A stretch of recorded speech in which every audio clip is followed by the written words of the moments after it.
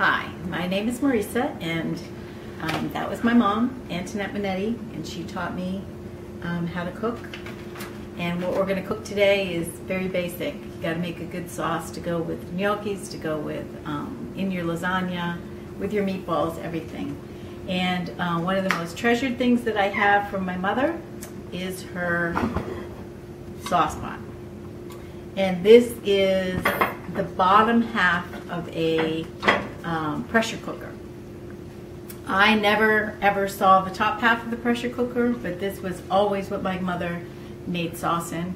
And when she died and we sold the house, this was something that I really, really wanted. So we're going to make the sauce, and we're going to get it started, and then we'll talk a little bit more. So in the bottom, you're going to turn your burner on to medium. You're going to put a generous amount of olive oil in the bottom of the pot.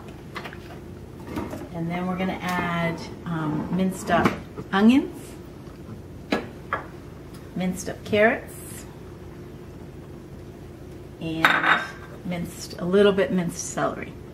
And the proportions, it's about the same amount of onions and carrots, but just a little bit of celery. And I use a food processor to make them nice and fine. So you're going to put this in the pot, mix it all up, make sure they're all really nicely coated in olive oil. I'm going to add a little bit more. And you're going to let those cook for a little bit.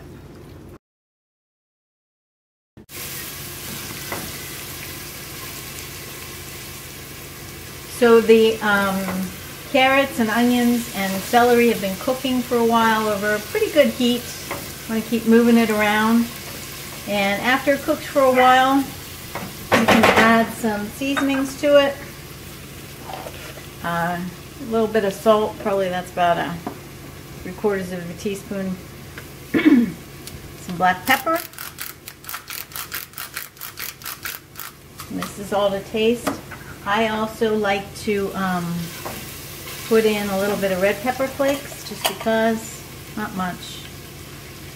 It adds a nice flavor.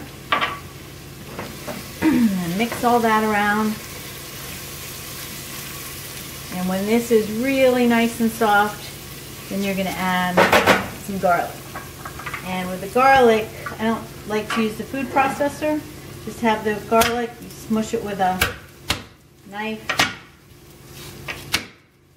and the peel comes off nice and easy. And you stick it in. I'm not a huge garlic fan, so I like a little bit, but not a lot. So I'll just put in 2 cloves. I also like keeping it whole like this, because then you can kind of take it out at the end, or whoever really likes garlic can get those pieces. And then you cook it for about a minute with the garlic. My mother did not use tomato paste. She liked to use crushed tomatoes in juice, not in puree. And that's what I use. If you can your own tomatoes, that's even better. But we use crushed tomatoes in juice. Let that cook a little bit.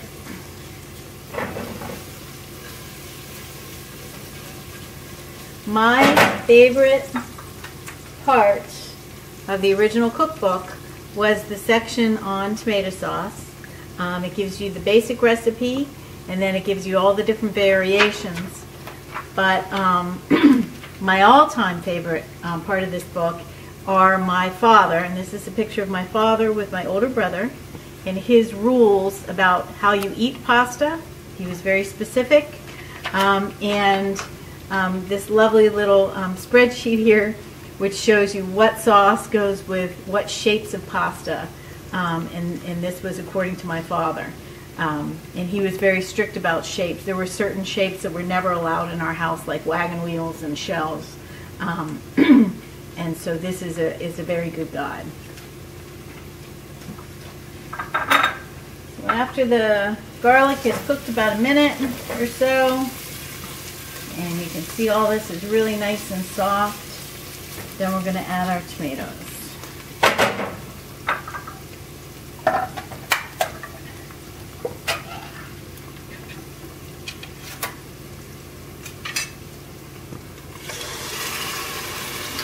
Lower that or else it's going to splash all over you.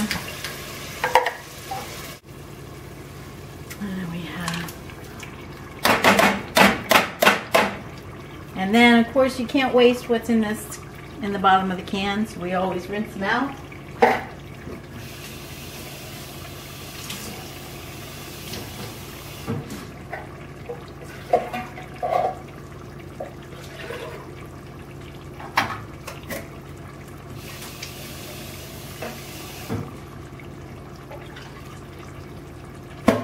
And this, you're going to add about 1/2 to 3/4 of a can of water then, that you use to rinse it out. My mother and actually both my grandmothers all made very light sauces, not thick heavy sauces, very light sauces.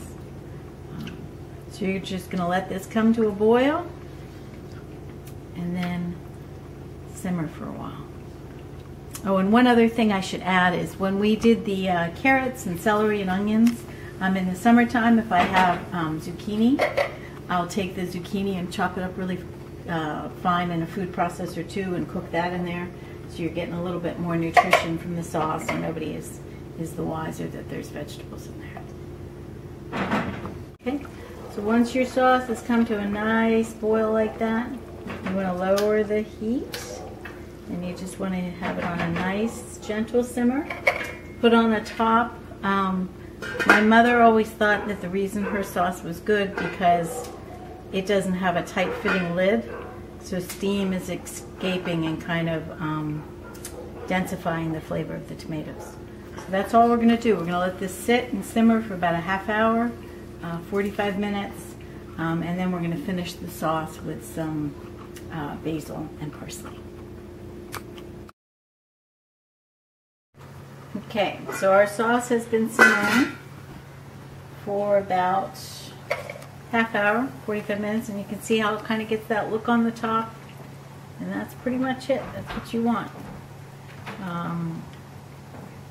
And so now it's time for us to finish it off. So we're just going to turn off the heat and add the herbs. I have a nice big handful here of parsley, Italian flat leaf parsley.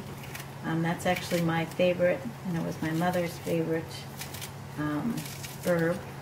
And we're just going to cut this right in there, nice and coarse, it doesn't matter. And then if it was summertime, I'd get some basil and do the same thing. But because it's the winter time, what I do is just take some jarred pesto or pesto that I might have in the freezer and just add a nice big tablespoon. It's really to taste, and you're just going to stir these in, and that's it. So you always want to add the fresh herbs in the end to keep them nice and fresh. Enjoy!